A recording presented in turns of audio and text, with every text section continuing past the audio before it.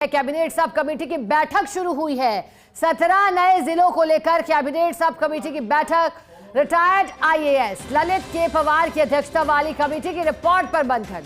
17 नए जिलों और 3 संभागों में प्रशासनिक जरूरत, वित्तीय संसाधनों और क्षेत्राधिकार सहित अन्य बिंदुओं को लेकर विचार हो रहा है। एक्सक्लूसिव तस्वीरें कैबिनेट सब कमेटी की बैठक से आई हैं। फर्स्ट इंडिया ने आप तक वो तस्वीरें पहुंचा दी हैं। मंत्री मदन दिलावर के संयोजन में पहली बैठक हो रही है। मंत्री कन्हैयालाल चौधरी, हेमंत मीणा बैठक में शामिल हैं।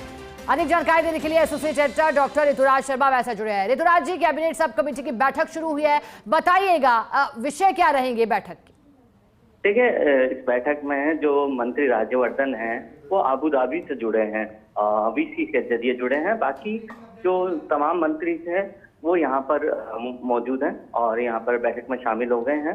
पहली बार मदन दिलावर की संयोजन में ये बैठक हो रही है और चूंकि स्कूल शिक्षा मंत्री हैं मदन दिलावर, जो कमेटी का जो संयोजन है वो बदला है। पहली बार बदले हुए स्वरूप में ये बैठक हो रही है। पहले इसका संयोजन डॉक्टर प्रेमचंद बैरवा के पास था, जो कि उप मुख्यमंत्री हैं।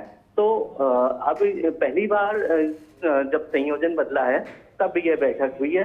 तो अब इसमें ये देखना होगा कि दूधू को लेकर किस तरह से निर्णय होता है, क्योंकि ये माना जा रहा है कि ये जो संयोजन बदला है ये मुख्य तौर पर इसी वजह से बदला है कि कोई असहज स्थिति नहीं सामने आए, क्योंकि जो डिप्टी सीएम है प्रेमचंद बैरवा वो खुद दूधू जिले से आते हैं। तो वो यदि कोई उसके क्षेत्राधिकार में बदलाव करना हो दूधू के, या फिर दूधू का जिले के रूप में, क्योंकि माना जा रहा है कि व्यावहारिक नहीं है छोटा जिला, तो इनके यदि कोई भी संशोधन इस तरह का होता है तो असहज स्थिति नहीं हो, इस वजह से यह बदलाव किया हुआ माना जा रहा है।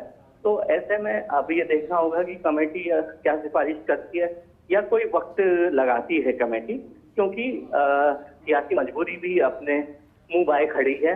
क्योंकि जो विधानसभा उपचुनाव है वो कभी भी उसका ऐलान हो सकता है।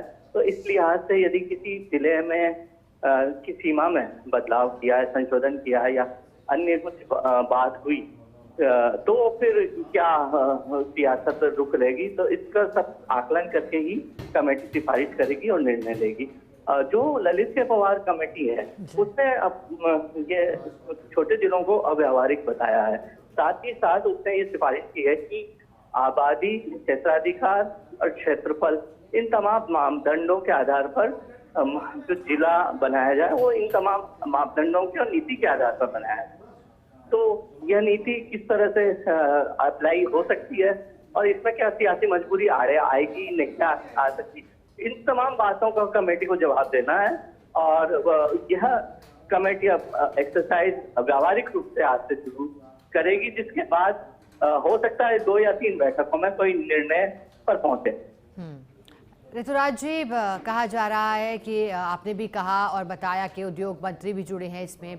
ऐसे में ऋतुराज जी क्या माना जा रहा है, क्योंकि जिस विषय को लेकर ये बैठक है वो बेहद महत्वपूर्ण और भविष्य उस पर निर्भर करता है। ऋतुराज जी, कितनी देर ये बैठक चलेगी, कितना समय लगेगा मंथन होने में? देखिए, आज क्योंकि संयोजन बदलने के बाद पहली बैठक है, इसलिए यह बैठक थोड़ी देर तक लंच के समय तक चलने की उम्मीद जताई जा रही है। और बैठक में जो प्रमुख सचिव हैं जिनेश कुमार, वो भी मौजूद हैं, जो कि राजस्व विभाग के प्रमुख सचिव हैं। और राजस्व विभाग नोडल विभाग है, जो भी जिलों के में परिवर्तन, बदलाव, संशोधन, इसको लेकर।